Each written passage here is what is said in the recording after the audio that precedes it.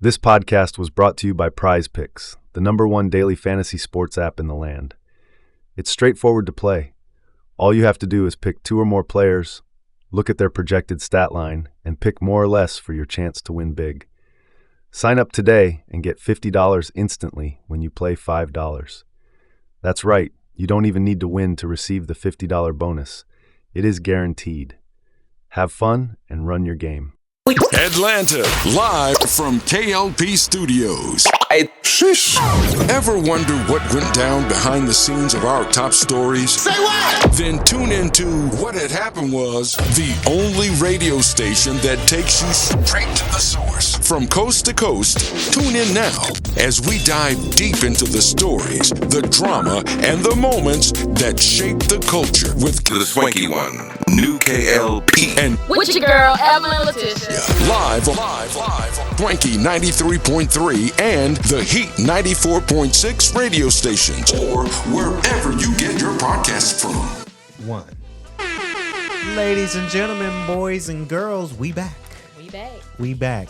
And let me tell you, this is the What Happened Was podcast. See, what happened was we didn't plan on wearing the same color tone outfits for this pod. It just kind of happened. And then we saw the crown here. Now, this is not one of our merch. We got merch coming very soon, but this is a different brand.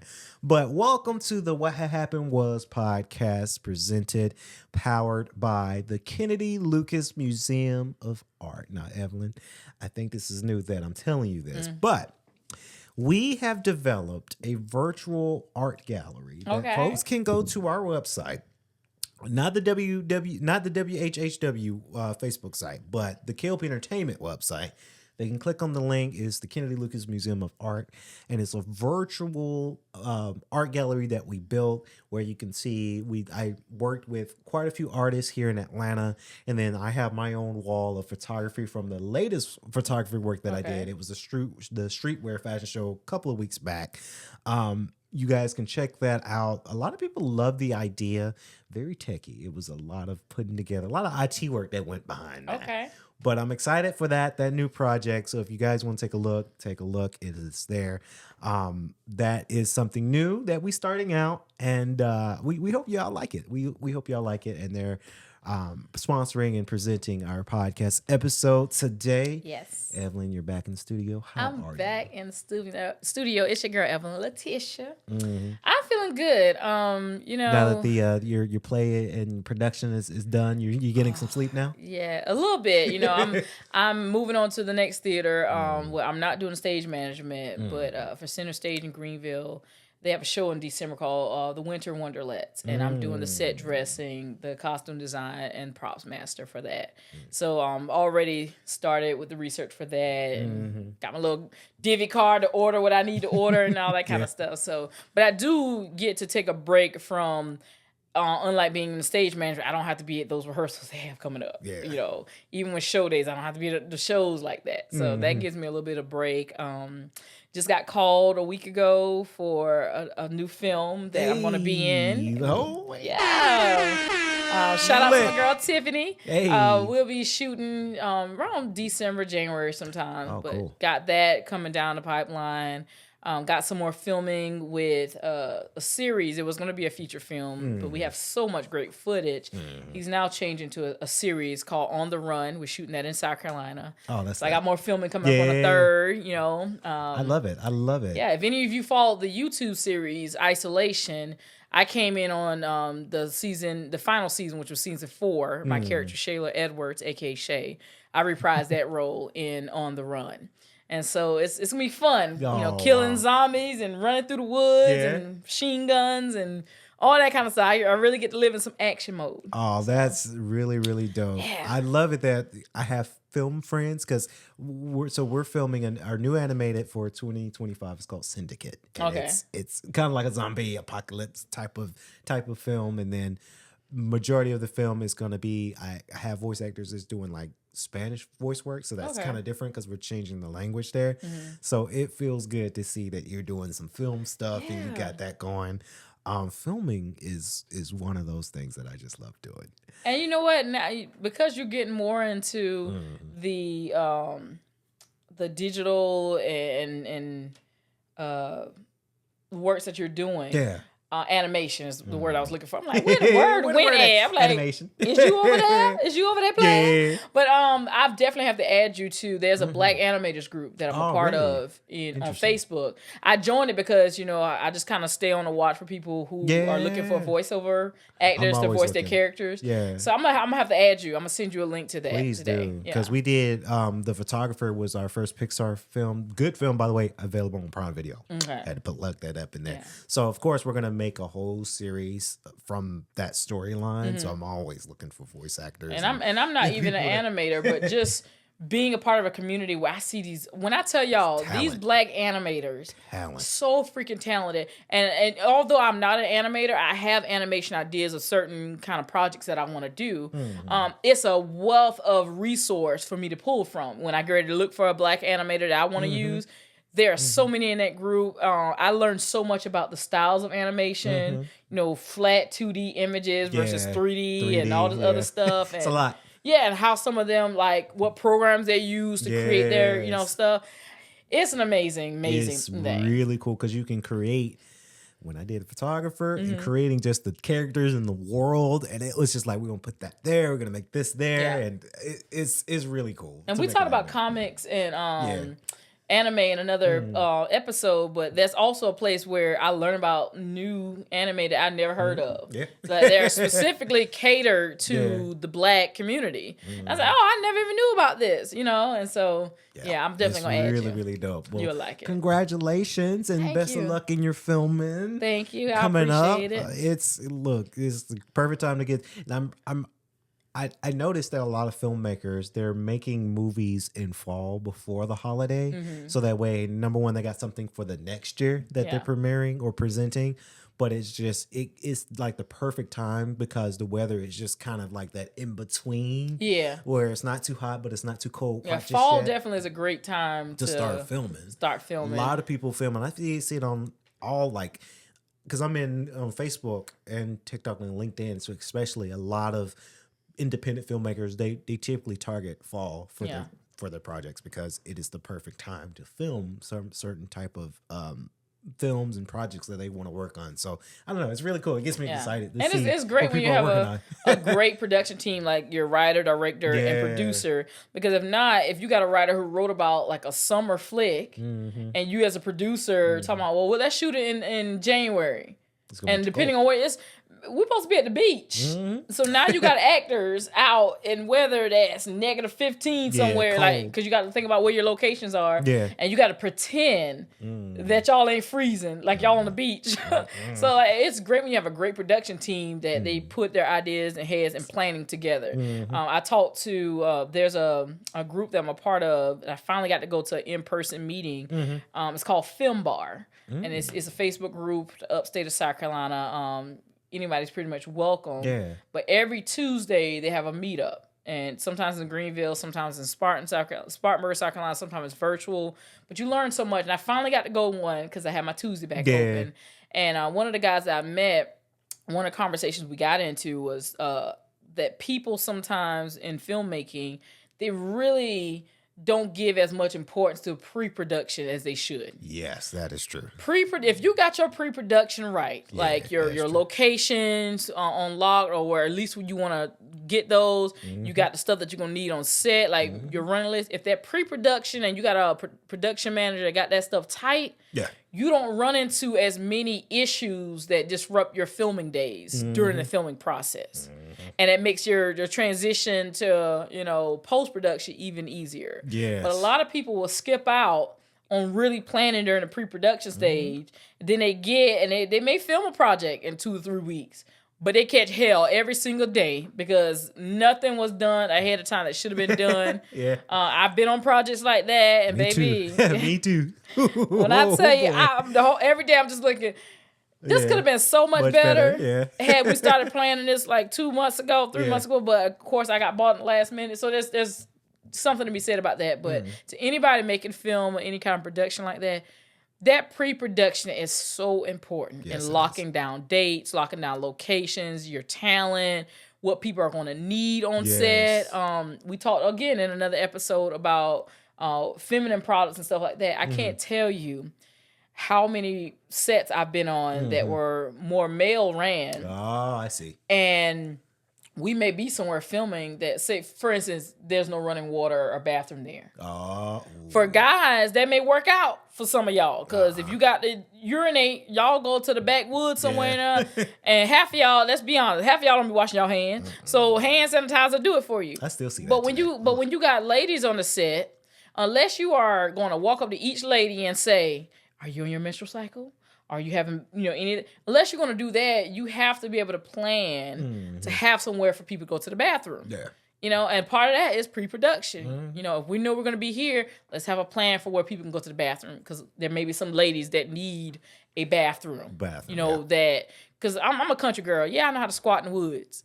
But if it's that time of month, baby, I need a bathroom. I need to be able to clean up. I need to be able to, so that pre-production, we talked about the importance of that. That's very, very important. And equipment too. And it's just sort of the same thing with animation too. It's the talent, is the IT people, the programmers, the coders. Makes you have all that. The music is very important, because your music got to tie into a certain scene, all right? And buying rights to certain things that you need. So I agree. Permits, all that. Yes. The worst you can do is be in the middle of an amazing scene, and the police and everybody come shut it down. Shut it down. Where's your permit? Shut it down. Shut it down. And now you just lost a location because you may not be able to get that location now, because the people are like, well, you should have came to us in the first place when you tried to sneak and do it, so we're not going to give you this location. Yeah. Or you may get the location, but everything y'all film up until that point, you may lose a day and have to add more to your budget, because you got to come back and reshoot things to keep the continuity going. Yeah. So it's just like every time I film, if I'm not doing an animation, I'm doing a live kind of thing, I always ask, especially if a client wants to hire K.L.P Entertainment Productions, like, okay, do you have permit for that? How do we do it? Do I have permission to film here? Because I've had it to where I've had clients where they wanted me to film something big, but I'm like, they didn't have permission, they didn't have permits, and then people come up to me like it's my fault. I'm like, well, I'm just a production. I was hired. I was hired as a contractor. You need to talk to such and such. Yeah.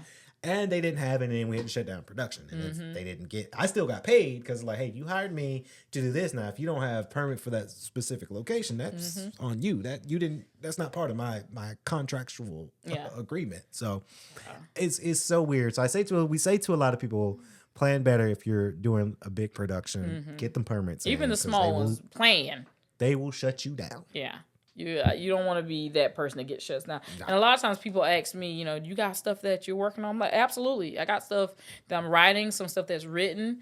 And part of that pre-production is also developing what your budget's going to be, and then applying for grants or applying for where you're going to get money from to fund it. Unless your project is not going to be funded, now you're relying on people to work for free. Yeah. And my thing is, before I put anything into production, I want to be able to pay my people. Yeah. It ain't going to be no thousands of dollars, each day, millions. But I want to be able to pay you something, and it's because you're giving me your time to help bring my vision and my dream to life. So I want to make sure that I can compensate you for that. It may not be, everything that you're worth right now, but where this project leads us opens more opportunities for me to continue to up that salary for you. Yeah. So like a lot of times people ask, when is this coming out? When you going to do this? I'm like, I'm not in a rush. Entertainment has been here for years, hundreds of years. It's not going anywhere. But I also am not going to rush and put out a project that is just trash. Yeah. And a lot of times I can tell when people, the pre-production didn't go well, or they didn't plan well, because you have a great storyline. Yeah. But the audio and the visual is trash. Or you have amazing camera work, amazing underscoring. Storyline trash. So I'm like, let me make sure when I'm writing something that it has substance to it. Yeah. But then the team that I form around putting into production, that we're gonna have great visuals, we're gonna, like great cinematography, great scoring to this. So I love interacting with other creators who have that mindset, and being able to pay my people, like I said, at the end of the day.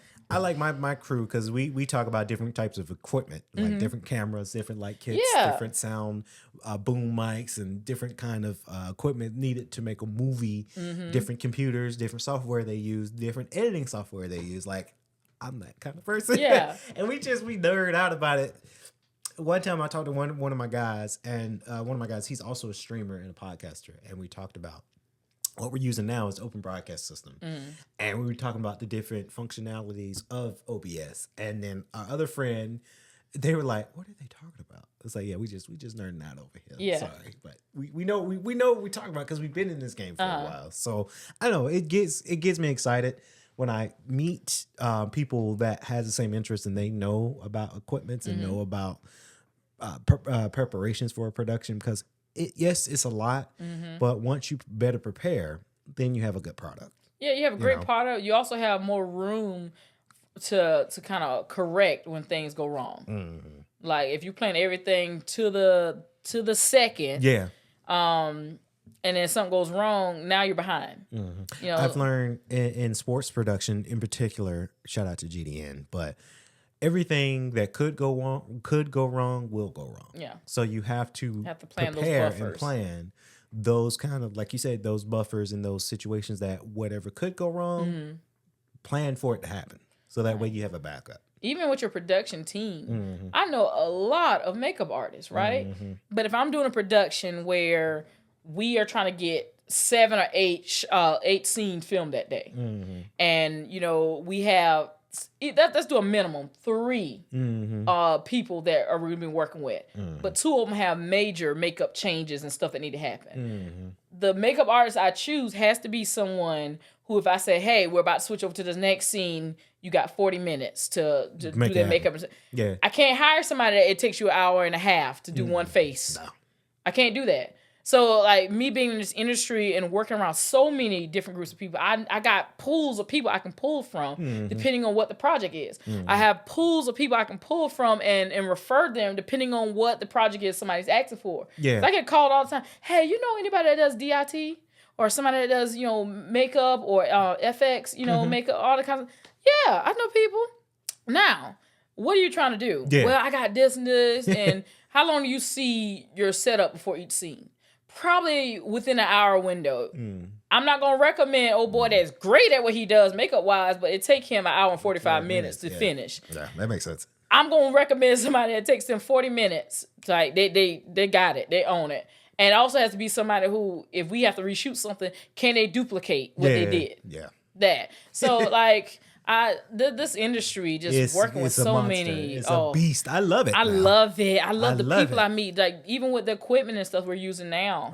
I have audio equipment and stuff set up, but like OBS, I've never worked with that. Oh, yeah. Right? So I love it. There's things, I love to surround myself with people I can learn from too. Like, I teach a lot of people a lot of things, but a lot of my teaching, shout out to YouTube. Hey, YouTube YouTube be keeping me dialed Me in. too. But I meet the people where they are and the things they've been doing have taught me so much. So much. And part of me with those relationships is always remaining to be open. To learning and discovering new things. Because I don't know everything. Yeah. Especially when I want to do more cam op stuff. Like I've done second AC and, you know, I'm familiar with some cam, but I want to do a lot more cam op stuff. Gotcha. So me being partnered or doing shoots with, you know, different cam ops, I make sure we exchange them. Like, yeah, if ever a time I can come shadow or pick your brain about this. And again, YouTube. I can go on YouTube and most cameras, I can go and there's somebody who has sat and did a tutorial and showed every piece of that camera and what it's doing. So I camera love work is where it started for me. Yeah. With my filmmaking, it was all camera work first. That's why I'm trying. Look, Then I got into producing and directing. But if anybody asks me, because a lot of people ask me, our good friend Shell asked me, and I was. By the time you're in the podcast, wow, Shell. I was her camera op for audition she's doing for a project. So it's mainly camera work for me because I find that's where I started, and I love doing it because it's like it's almost like painting a canvas, right? This is your thing. You're telling that full story. And I think for me, it's just camera work, and then I would have somebody else do the editing and all that because editing is not really my strong suit because it's just like I have a different vision in editing and somebody else might have a different way of cutting up video. I'm just not. I can edit, but I'm like, okay, if you have somebody in your team that's preferred editing, okay, here's what I got filmed, ready to go. This is yours. You cut it up, right? It's a collaboration, and camera work is where it started for me. Okay. Because again, in sports production, that's what I did first was camera work. Gotcha. And then it started to do audio, and then I got to be a producer, and then a technical director. Now, technical director for a sports program. It's a lot of work. It's fun, but it's a lot. I've worked with some tech, like it's live sports, and you go inside the trailer, and they got everything and cams set up to get this, close up or this replay. Yeah. I've worked with ESPN behind the scenes. It's ESPN. I worked for ESPN behind the scenes too for a couple of months, and it was fun. Yeah. It is. People don't understand how much work goes into be able to watch your favorite team on TV. Yeah. So, but it's good to see that you're doing some work though, filming wise. Fall season is here. It's getting a little bit cooler outside. Yeah. It's sweater season. It's cold this week. I don't know. Cardigan season. Yeah. And boots. They say it's cuffing season too. I'm trying to bundle up a little bit. Who want to cuff me? Yeah. So it's that season. Halloween is cuffable. Next week. By the time people are watching next week. Yeah. We talked about it on our costumes and stuff. Of course, hopefully I'm Wolverine next year. Something about Halloween gets me excited because it's when you go to the like grocery stores, you already see the candy on sale from Halloween because guess what you see down the aisle? You have Christmas. They say screw Thanksgiving. Yeah. Straight to Christmas. It is so interesting because Christmas is around the corner. And I'm excited for Christmas, but it's just, can we get through Halloween first? Can we get to Thanksgiving first? And someone said the other day, it was like, some of y'all hear Mariah Carey.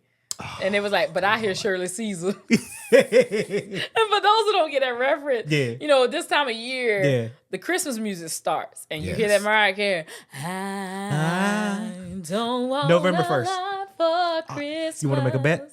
November 1st. November 1st. But the lady said, I hear Shirley Caesar. I got beans, greens, tomatoes. Oh, yeah. So I found that hilarious. She's like, some of y'all hear Mariah. I hear Shirley Caesar. Yeah. But we just skipped kind of over Thanksgiving, Over Thanksgiving. Yeah. I can't wait. And guess what? Social media is a powerful thing, right? Oh, yeah, it is. Everybody. I got greens, beans. November 1st. That's the vibe we on. But yeah, Halloween is here. Hopefully everyone is getting ready to have a grand... fantastic Halloween. I know I probably will because I'm going to a couple parties. I say that very softly because I won't, But body like a rock. Yeah, we're gonna have some good times in this Halloween season. So hopefully everybody stays safe. By the way, PSAs, please stay safe. Do watch out for your kids if they go trick or treating. Watch out for.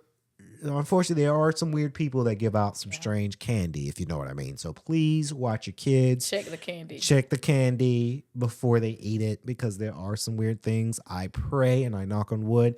I don't want to hear on Fox 5 News and Channel 2 Action News that a kid got sick because Jimmy John ate a little candy that had some drugs in it or something. Like, I don't want to hear that again this year because we've heard it for the past few years. So. And Halloween in that regard is not the same as it was when I was a kid. Yeah. Like, and sometimes I look back in a nostalgic way and like some of these kids will never experience the level of freedom we had. Or you may even say wouldn't freedom is more so a lack of knowledge about the worst possible things. The worst possible thing hadn't really happened. Yeah. Like you heard about kids getting abducted here or there or something bad. But for the most part, during Halloween... You used to get dropped off with a group of your friends in the neighborhood, and your parents would tell you by such and such be back here at this time, and you walk in groups together. Yeah. Nowadays, like you can't afford to leave your child to even walk in a group by themselves. You got to be with them. A lot of people, for that reason of kids, more and more kids getting snatched, especially on nights like Halloween and going to people's houses. A lot of people don't even do the door-to-door trick-or-treat anymore. No. A lot of neighborhoods would do trunk-or-treat. A bunch of cars would line up and they have the candy and the kids go around each car out the trunk. That's actually a good idea. And so it's a lot of that. I'm like, but these kids don't really have the full scope of being just dropped off with your friends and y'all going trick or treating, and that's such a different vibe. It's a That's very such a different different vibe than if I know, like, because you never know what you about to walk up to on somebody's porch, because sometimes they have elaborate stuff, and you know what's about to happen. It's a very different vibe than just going from trunk to trunk. Right. You know, but if that's what keep the baby safe, baby, let's keep them safe. Yeah, I like that idea because this was a long time ago. Especially you mentioned going up to people's houses. So back then, I used to do a little bit of Amazon work, delivery work, right? A long time ago. And you see in a different type of neighborhood where you see a Confederate kind of symbol, and hey, you approach this house, you will get shot. And I'm like, nope, undeliverable. I feel unsafe. So I say that to say, I hope that there's no neighborhoods that have that kind of stuff on Halloween, because there's a diverse of people in the world. Yeah. I do say to a lot of my young adults, because obviously we're all going to go out and party. I get it. There's this thing I saw, and I encourage all women to buy this thing. It's like a drink cover, where if you're buying a drink and it's size fits all, it's a little cover that you put on top of your cup if it's an open cup, so no one can slip no Mickey or anything in there. I encourage everybody to buy something like that, because again, unfortunately, there are some sickos out there in the world that try to spike your drink. So be aware, again, to my young adults, even my adults, be careful, because when you turn your back away from your drink, someone could just and it's not just something you see on TV on a TV show. This stuff happens for real. So I do encourage people to stay safe. Now, speaking of eating, we got this thing from Burger King, and let me just look at it, because I don't know, that looked nasty. Burger King is offering a free Purple Whopper on 10/17, October 17th. By the time you hear the podcast, it probably is out. Yeah. Would you eat something of this caliber, of this color? No. It's purple. Look like a stomach ache. Yeah. No. And it's not so much even, like, I've never eaten anything purple like that, like a purple burger. But for the people who they're using food dye and stuff, the majority of stuff we eat is dyed. Yeah. Like, it's not its natural color. Even when you go to meat in the supermarket, put some meat out on the counter and watch how the redness leaves. It starts to look like a dusty, kind of grayish color. But a lot of times they'll add different additives to keep that meat looking red and fresh. But it don't. That ain't how that real meat look. Yeah. And that's just not picking on people who eat meat. That's just an example. But a lot of foods we eat use a lot of coloring and dye in it. So it's not so much I wouldn't eat it because of the color, like just because the dye is in it. I don't know. It just doesn't hit me like, a purple burger. I want to bite into it. Yeah. Now, I do want to try Wendy's have the Krabby Patties. What they do? Yeah, I think they're starting to do that. Like not Krabby. The Krabby Patties. Y'all done stole the secret recipe. Yeah, it looked good. Too. I know Plankton is pissed. Like Wendy's don't come out with a Krabby Patty. Came out with a Krabby Patty. Yeah, they look good though. Wendy's smart for that. Wendy's smart to have SpongeBob as kind of a marketing play. But you got the Krabby Patty, and then you order, hey, can I get the Krabby Patty?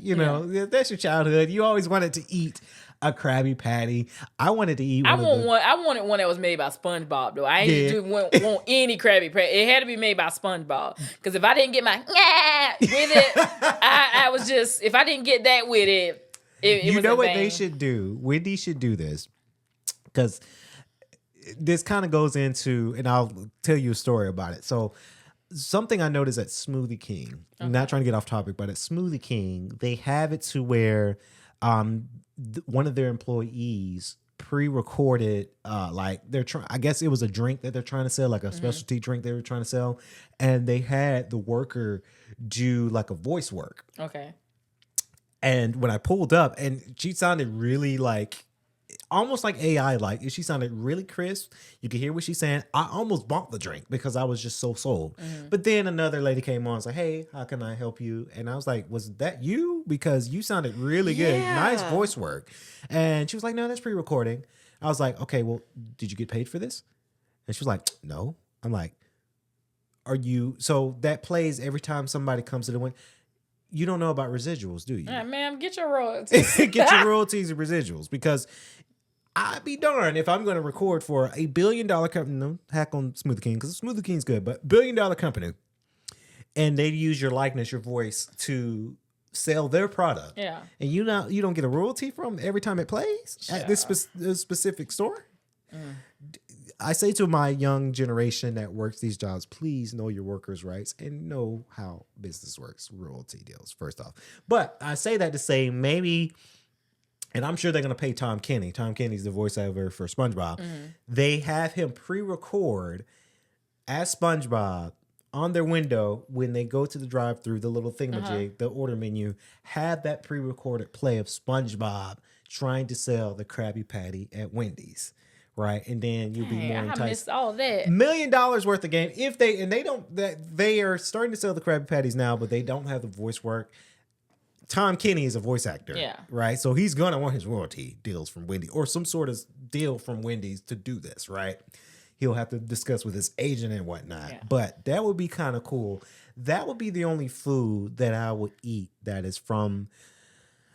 And you say every food is color dyed, and that's true. But that's one food that I would eat from a fast food. But from Burger King, the purple patty, I don't think I would eat something like that. Well, if they couldn't get SpongeBob, what if they had like Patrick Star? You drove up, oh, this is Patrick, and we have a new Krabby Patty here at Wendy's.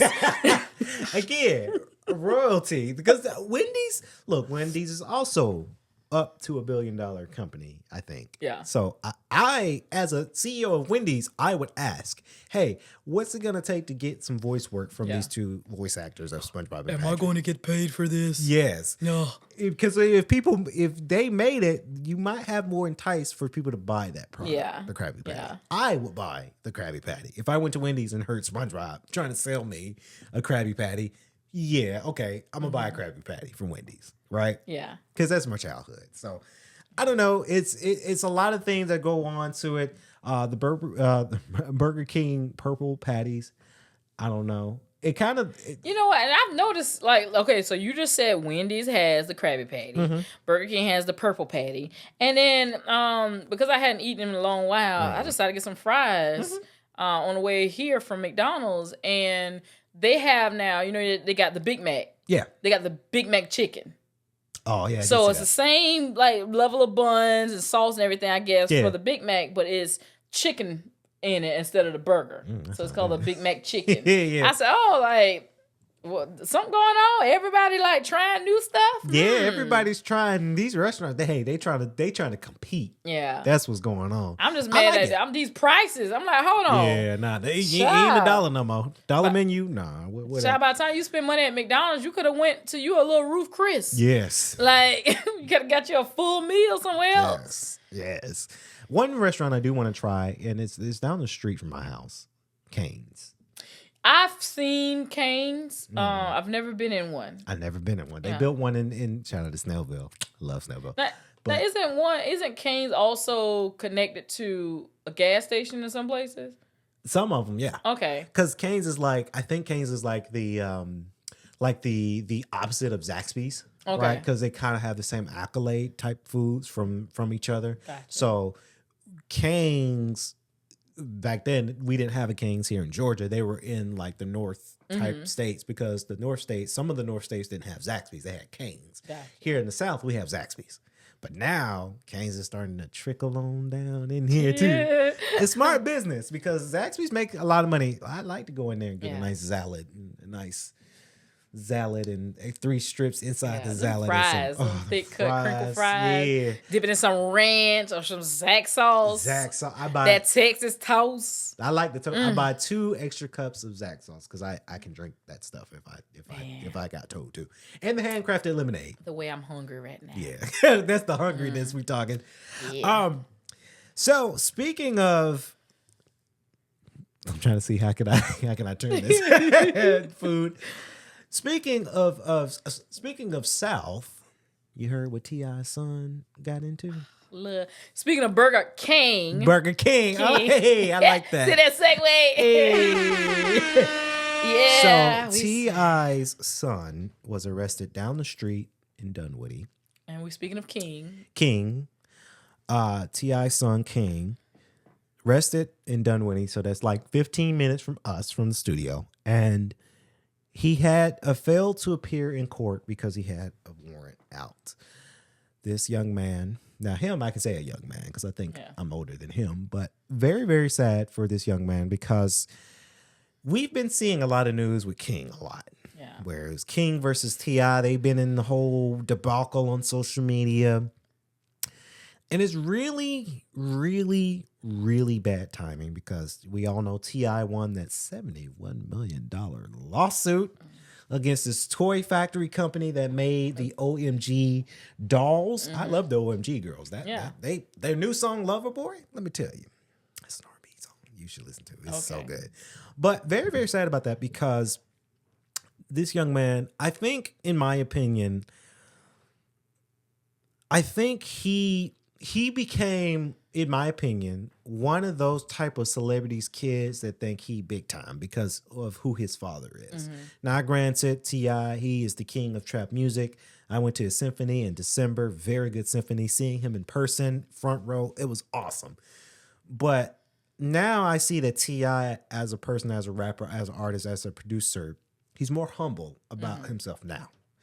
And I kind of feel this way as King Harris got too big for his ego because, hey, my father is T.I., so that makes me of a certain stature, right? And I always will say to a lot of celebrity kids that even though your parents are celebrities, you are not invincible. You are not God. You can still get arrested. You can still get in trouble. And I think, and I wanted to get your opinion on this, I think T.I. is going to say, hey, he's young, but he's still grown. So I'm going to let him figure this one out. Right? You can't come to daddy for help. And T.I. has kind of said that in other instances about things that happen. And I think I agree and disagree with you. I agree with King recognizes who his father is T.I. I probably disagree about him using that as an ego boost. If anything, T.I. being his father, a lot of what we've been seeing from King, and he's pretty much said it, is him rebelling against that. Like, I want to make a name for myself. I don't just want to be known as King T.I.'s son.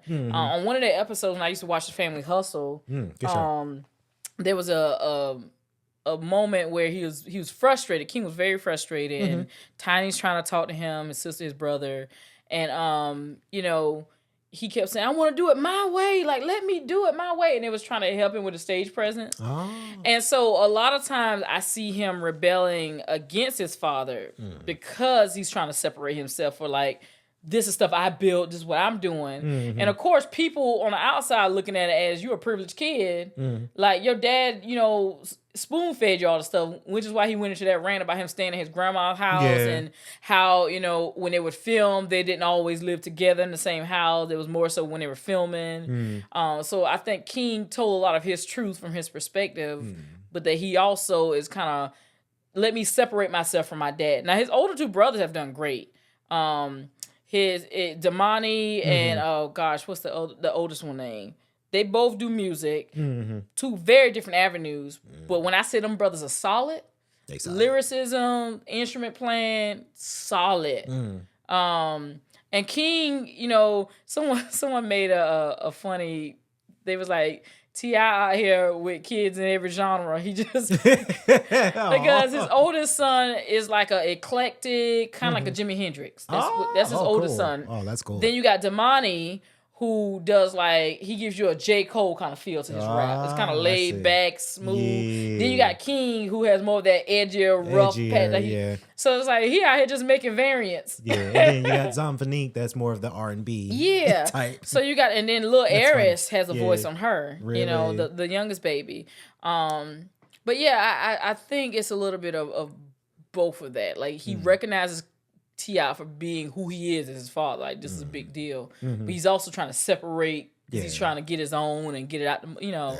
But it's unfortunate that he got arrested because we just saw that they had a baby shower because King's expecting the baby with his girlfriend. Which they showed a clip of Tiny, I guess, giving her little mother speech during it. I was like, Why y'all gave Tiny that microphone? Oh man. Did you know how some people they speak life into their kids, but you Right. should never give them the microphone? Yeah. Not for them moments. Right. Because Tiny said a whole bunch of nothing, A and it whole was bunch just of- like it yeah. just came across like as, ma'am, you could have kept that. Yeah. I remember seeing Tiny in person. So we saw her twice actually. Okay. Once at Symphony. So we had really good seats. We had like the 4th row, and obviously the family gonna be in the 1st row, obviously. And to see her again, that reminded me years back where there's a place in Atlanta called the Atlanta Underground. I don't know if it's still there or not, but they had It was over near the CNN building. yeah. Yeah, I used to go They there all the had time. an expo. Okay. And then Tiny was there, and we were walking, and my mom bumped right into Tiny. And like really bumped into her. And Tiny was like, and then mom was like, you better. And then we look back, like, oh, that's Tiny. That's T.I.'s wife you just bumped into. But at that time, we was like, oh, okay. But now seeing her at the Symphony, it's really cool. It's surreal because we know who she is as a celebrity. And of course, seeing T.I. doing his thing. And I tell you, this is a story my mom told me at the Symphony. She was there early. And she was there early. She was with her boyfriend. We were getting ready for seats, and we were trying to see about the VIP section. And then T.I. comes out, and then Mama tells me this story. We were in there because we was on our way, so we didn't know. We missed that opportunity to meet him, like just say, hey, my name is such and such. But he came up to my mom, and then, they chatted for a minute, and then he was like, well, thank you for coming. You really get to learn that T.I. is really a down-to-earth person. Seeing him in person performing in Symphony was really cool. I wish I would have met him in person, so that way I could really feel him out and see how down to earth of a person he is. Because I've seen it in interviews. I've seen it from the Symphony that he's a really down to earth person. Really from Atlanta. Because he says a lot of Atlanta slang that we say. So, but going back to what I said, he's very humble nowadays. Because yes, he is a mega celebrity. Damn near a billionaire now from this lawsuit, right? But he's really just kind of, I don't want to say reserved, but just really down to earth. But then you have King, that I think he could be a down to earth person, but it's just kind of sad that now when you don't follow the rules, don't follow the law, it catches up for you. And now you're on media news, and then you're getting arrested. And it just kind of, I don't know, it gets kind of sad because it's like you're celebrity. So now all eyes are on you. All cameras are on you. And I just hope that when King learns from this experience that now you got a baby on the way. Yeah. You're daddy now. You can't. And we would hope that with the birth of his child, that would bring some level of balance to his life, humble him down a little bit. Of course, only time will be able to tell that. He's still a young man. He's still growing. He's still learning. So I give grace for that. But again, you're about to be a father. Yeah. So, a lot of the selfish moves you make and the things you do, you have to think about somebody else that you helped create. Yeah. And if you don't think about the person that you helped create and is about to come to this world, then you're selfish and a deadbeat. Yeah. Yeah, that makes sense. If you can be known for something, don't be known for being selfish and a deadbeat. That's two. That's two counts right there. You don't want that. So, but shout out to T.I. for sure for that lawsuit. I'm glad he won. Shout out to the Harris family. King, I hope you figure it out, man. Yeah. You younger than me. You got a kid. Ain't about that like white. I ain't got none of them. No, I got nieces and nephews. Yeah, so we good on that one. So main event, because we gotta get to our meetings later and get you out on the road soon. So Ice Spice. And I say Ice Spice, but I say Ice Spice. I promise you, every time people say her name, all I hear is Pumpkin Spice. Pumpkin Spice. I hear that too. That's what comes to mind. Yeah. And then she got that bright kind of orange hair. I'm like, Pumpkin that's Spice. all that comes to mind. I say Ice Spice because she's been in topic conversation. But I say Ice Spice, Meg Thee Stallion. I don't know about Glorilla. I heard Glorilla's latest album too is really good, by the way. Yeah, yeah. She's one person on that. When her album comes on, I'm working out. Yeah. Oh, Glorilla. Yeah. Turned up with my working out. So Ice Spice has been in the news too because Ice Spice is looking good. She's losing weight. She's been exercising and going to the gym. You've seen that the same with Meg Thee Stallion too. Lizzo's actually starting to lose a little bit of weight too. Everybody's getting on the weight loss gang. And a lot of people have been judging these ladies because fans think that they're on Ozempic. Yeah. And if you guys don't know what Ozempic is, it's a medicine drug that helps you lose weight faster. I don't think I would ever take Ozempic because there's a lot of medical factual outcomes that happen that they're not going to tell you. I think that how the hell they get my number? Child, because you're a registered voter. Yeah, that's true. I already made up my mind. Yeah. So a lot of people think with Ozempic, I'm just kind of scared to take a medicine like that because I'm scared to have something like go wrong with my body on the aftermath of it. Now, God forbid that something happens to everybody who's on Ozempic because it does help. And let me add to that. The primary usage for Ozempic and drugs in that class were primarily created for diabetics to help them better control their A1Cs and their blood sugars, and in the process, them losing weight. All that's like a cyclical thing, right? But once they saw, it's kind of like medication can have multiple usages. And so once they saw people losing weight, then the celebrities got a hold of it, and it became this, because there's other medications in that category. There's Ozempic, there's Wegovy, there's Mounjaro. I feel like I'm missing one, but those three are in the same class of medications that help with diabetic control as well as they lead you to lose weight. And then so a lot of celebrities started using these drugs as a fast crash response to losing weight. And now the general public has also started using that. Yes. And the thing about it is, yes, you will lose weight and you will lose it pretty rapidly, but unless you change your lifestyle, your eating habits, your exercise, once you stop taking that medication, that weight's coming back. Because you didn't change anything to maintain the weight loss that you got. So and that's the biggest thing. It's like, do you take, and I'm not knocking, anybody that uses it for weight loss, because once we get older, your metabolism slows down. Yes. The more and more you eat these foods, they're putting all these chemicals in, it's overly processed. That in itself changes up the molecular, setup of your body. So you're fighting against that, hormonal challenges, all that kind of stuff. So some people do need the extra help to help lose weight. Yeah. I've taken in the past Phentermine, which is pill form, just to kind of jumpstart, it doesn't say it gives you energy, but I felt like it gave me energy.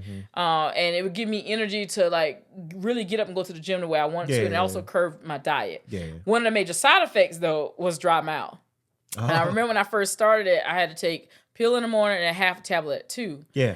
That one pill in the morning, like if I took it at 8 o'clock, by 10 o'clock, I'm dry. I had to buy so many bags of lemon heads because that, you suck it on something sour, creates your salivary glands to release saliva. Yeah. But then I figured out, and I told my doctor, I said, if I take a half a tablet in the morning at 8 and another half at like 11:30, and then the last one at 3, I don't get that dry mouth sensation because it's not too much at one time. But it really helped me, and so I've done that maybe 3 times within the past since 2014. Like I always tell my doctor, I say I only want to be on this for a few months to kind of jumpstart, And so I haven't taken that in a long while, but that's helped me. But now people are using things like Wegovy and Ozempic and like as their only form of weight loss. They losing the weight quick. And you're losing it. I'm like, whoa. But if you ain't doing stuff to maintain it, the lifestyle, it's coming back. Yeah. So either you're going to continue to take this the rest of your life, and the medication is not cheap. It's not cheap. Either you're going to keep taking it the rest of your life, or you're going to stop it at some point because you can't afford it anymore. And that weight's going to come back. And we've been seeing a lot of side effects from people having a lot of side effects. Ulcers, chronic vomiting, nausea, vomiting. That's why I'm scared of that. All kinds of stuff. So check all that out before you just decide to jump on that program. Yeah. For me, losing weight, the only thing I take is B12 for my energy because it is true as you get older, your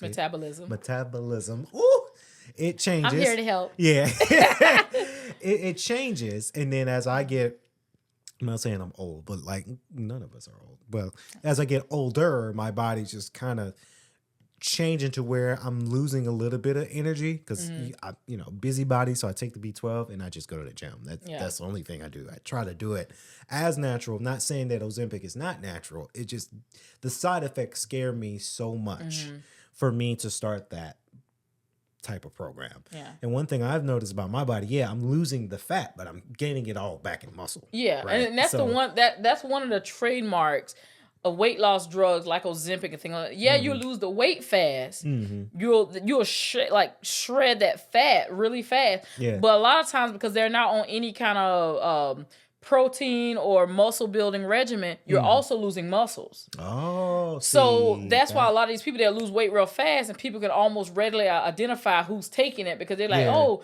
look how skinny she is, but why her head so still? It look like the head don't match the body, because they lost all that fat and they lost a lot of muscle at the same time. And your skull is what it's going to be. Like we may get more puffy around our cheeks and our throat as we gain fat, but the size of your skull doesn't change. Once your skull plates fuse together after you're a baby and all that kind of stuff, it doesn't expand anymore once those plates are fully closed and sealed. So that's why you see people all of a sudden look like they got a big head and their body look like this, just tiny, just like what? Because you've seen it. Yeah, I've seen it. Yeah. I got some. So you got to make sure you're building muscle under that if you're going to be losing weight that fast, because you're wasting muscle and fat. Because I wonder, like, if you're on Ozempic, you're losing the fat weight, and then if you work out, you can build the muscle. You build. I just couldn't because I'm scared of side effects. But yeah, that's what people are saying. I think now Ice Spice do look good, right? A lot of people are like seeing her and Meg Thee Stallion, and these are just like things on the media. I don't want to say that Ice Spice is on Ozempic, Meg Thee Stallion's on Ozempic. Yeah. That's not what I'm saying, because that may not be true. But to see that these artists they're losing the weight so fast, and how quickly everybody's on social media like, hey, you looking good. Hey, are you on that Ozempic? Now, the one person that went on media and said he was on Ozempic, Fat Joe. Fat Joe, yeah. So it's like, if you're losing the weight, your name, Fat Joe. Can we call you Slim Joe now? Well, let me say this about Fat Joe. Even at the fat that Fat Joe is now, I grew up with Fat Joe and Big Pun. Some people don't even remember how big Fat Joe was. So however big he looks now, add about 200, 300 pounds today. He was a big boy, him and Big Pun. Big boy? Yeah. Even when you think about Big Boy, who had surgery or whatever, he used to be a big boy. Yeah. So, like, Fat Joe, I guess the name would still stick. It's kind of like when people have, like, Lil in front of their name, You can't really, And then, who knows? Maybe he'll drop the fat one day. Maybe. Literally and figuratively. And he just be Joe. Joe. It's okay if you drop the fat. No, it's a marketing thing. You can't. I mean, because even like Lil Wayne, sometimes people just say Wayne now because he ain't really a little boy no more. I still call him Lil Wayne. Like some people do, but like even when like I grew up with a Lil Wayne, Lil Zane, Lil Bow Wow. Oh, like a lot of people Romeo. have, Lil Romeo. But like they don't go by as they've gotten older, some of them just go by like Romeo, Bow Wow. Shad Moss. Yes, Shad Moss. Zane. Wayne, Yeah, that's a good point. So, I don't know. Maybe he may drop it or he may keep it. Fat Joe. Shout out to... Not even shout out to Ozempic. I'm sorry. I'm going to say it. But shout out to the... Now, again, shout out to the artists that want to get their body the way they want. I'm always going to be an advocate of a body being the way it should be. So... and if you don't like the way your body looks and you're changing it, we can't fault you for that, right? And I also want to say, because you mentioned Lizzo, and it's noticeable that Lizzo is losing weight, whether she's on Ozempic or not, but she is losing weight. It's discouraging to see comments, especially people who never really liked her in the first place. Cause it's like, we know you're making these comments to be clout chasers, or you really didn't like her in the first place anyway. But to see comments like, like, not her losing weight, and she was the main one telling people they should remain fat and stuff like that. I was like, that was never her message. Her message was never, like, be proud of being, you know, out of shape or unhealthy because you're bigger. And all bigger people are not unhealthy. Let me say that. With a nursing background, I've seen so many people who are very little, who have all kind of heart conditions, all kinds of stuff you can think of. Yeah. So when people automatically attribute because somebody's larger that they have, you know, health issues, that's falsehood. But what I always heard Lizzo was saying, she was really talking to, especially young girls who were shaped like her, to anybody to love the skin that you're in. No matter what size it is, love it. That's what I always heard her. But like now that she's losing weight, I'm like, hold on. Y'all was going in saying the girl was too big, that she need to lose weight. Even when she was encouraging people to love themselves because people was taking themselves out of here, still do because they get picked on about their size. Yeah. Y'all wanted her to lose weight. Now she losing weight, and y'all like, not her losing weight. They did the same thing with Monique. Not her losing weight, and for all these years, skinny bees ain't this, and be a big plus girls. And I was like, it's part of the comedy, but the underlying, you know, teaching and thing to be, the lesson to be learned was always love yourself, no matter what you're in. And the fact that some people are using this as an opportunity to just throw more disparaging remarks on her, it's like, wow, you must be this small. That even at her losing weight, and a lot of times it's about being healthier. Not saying she wasn't already healthy at her weight, but being healthier. If you see a problem with that, there's something wrong with you. Like, for somebody to lose weight trying to be healthier, and you were like, I thought she wanted to be big, and she like, what? I just had to say that. Well, Sanjay has something to say on the social media. Yeah. You know? But again, shout out to everybody first of all, shout out to everybody that's losing weight. Yeah. Everybody seen it. Yeah. Like, Kennedy, you losing weight, ain't you? Like, yeah, I am. So that's going to wrap up here this podcast. What had happened was, Evelyn, it's always a pleasure to have you in the studio for sure. Again, I like being in the studio. Yeah. So we actually we moving studios. I mean, we're in the same location, but we just moving to a different area, you know. So can't wait for that. So we'll have a little bit more space at the end of this month, starting in November. Because November, that's our fall season. I can't wait for that. So that's going to wrap it up here, guys. As always, if you're watching the video version of this show, thank you guys so very much, whether it's live streamed or on YouTube and Facebook. And follow our Instagram. It's WHHW Radio 1 to get exclusive content there. And if you're listening on the audio platform, Spotify, iHeartRadio, Amazon, Apple Podcasts, thank you guys so much. We love y'all for that. And until then, we'll see you guys in the next episode. Peace. Atlanta, live from K.L.P Studios.